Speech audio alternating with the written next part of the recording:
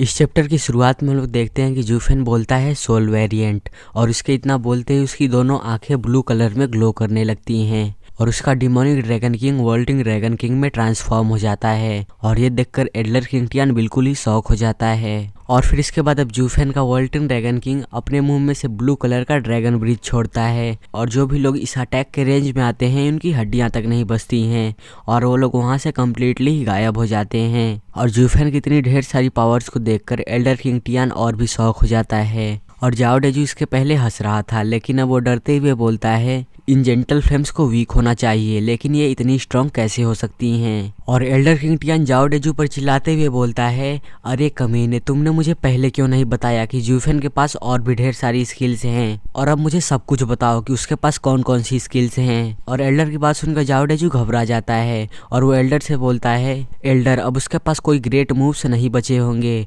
लेकिन उसके पास एक दूसरा वेरिएंट है, और उसका दूसरा वेरिएंट एक पर्पल ड्रैगन है जो कि घात लगाकर हमला करने में यूज होता है और वो ज़्यादा स्पेशल नहीं है। और जाओ डेजू इतना बोलता ही है कि तभी जूफेन अपने वॉल्टिंग ड्रैगन किंग को पर्पल ड्रैगन में चेंज कर देता है, और वहाँ पर जो भी लोग उससे फाइट करने के लिए आए होते हैं उन पर वो घात लगाकर अटैक कर देता है। और जूफेन का ये वाला पर्पल ड्रैगन भी कमज़ोर बिल्कुल भी नहीं है। और इस पर्पल ड्रैगन की पावर्स को देखकर एल्डर किंगटियान जाओ डेजू पर फिर से गुस्सा हो जाता है, और एल्डर किंगटियान जाओ डेजू से गुस्से से बोलता है अब कमीने, अब बताओ क्या तुम इसकी पावर्स को देखने के बाद ये बोल सकते हो कि ये ज़्यादा स्पेशल नहीं है। और फिर एल्डर किंगटियान गुस्से से उस पर्पल ड्रैगन पर अटैक करने के लिए चला जाता है, और वो जाते हुए बोलता है अब मैं तुमसे पूछूंगा ही नहीं, तुम कुछ भी नहीं जानते हो, और मैं इस पर्पल ड्रैगन को अपने फिस्ट से डिस्ट्रॉय कर दूंगा। एल्डर की बात सुनकर जाओ डेजू से बोलता है एल्डर किंगटियान, जूफेन के पर्पल ड्रैगन के पास वीकेस्ट डिफेंस है, आप इस पर अटैक करके इसको ख़त्म कर सकते हैं।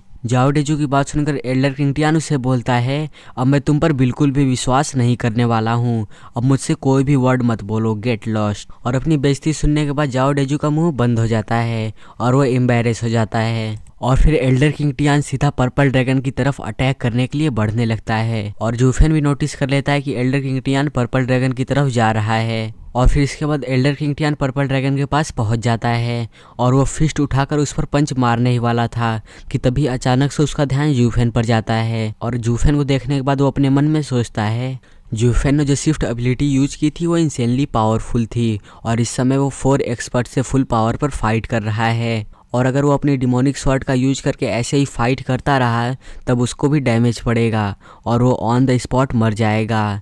लेकिन अगर वो शिफ्ट एबिलिटी का यूज करके दूर भाग जाता है तब वही मेरे लिए बेस्ट मोमेंट रहेगा, मैं उसके पर्पल ड्रैगन को तुरंत ही मार सकता हूँ जिससे कि उसकी सोल डैमेज हो जाएगी।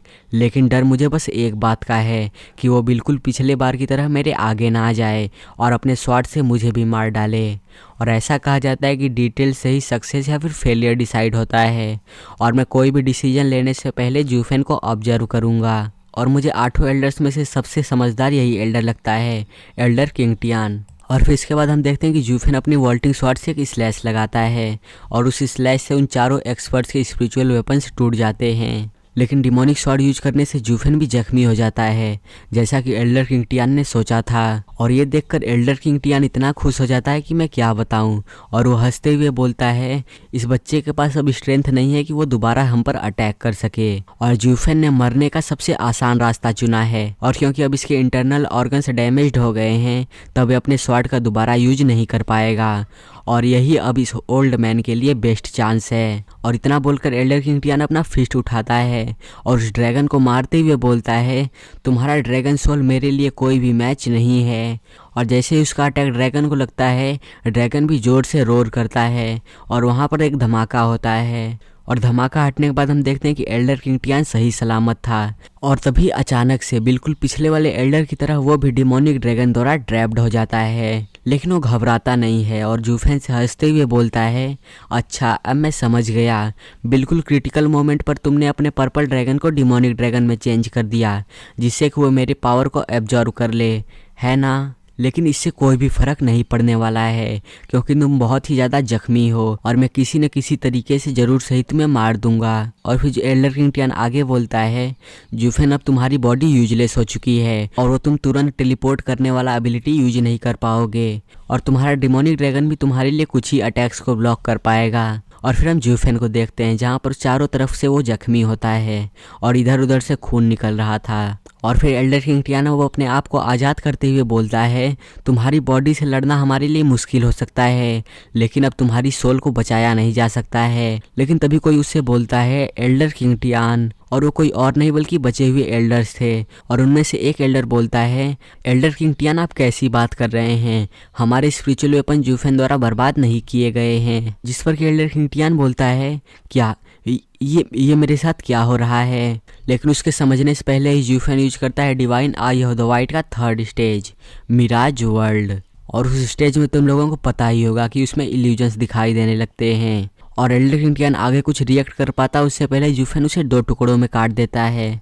और फिर उसे मारने के बाद बोलता है, बुढ़े तुम सच में बहुत ही ज़्यादा सावधान रहते हो, लेकिन सबसे सावधान पर्सन भी जीत के चक्कर में अपने वीकनेस को जरूर से ही दिखा देता है। और मिराज वर्ल्ड यूज करने के बाद जूफेन यूज करता है divine I of the white का 1st स्टेज, शिफ्ट।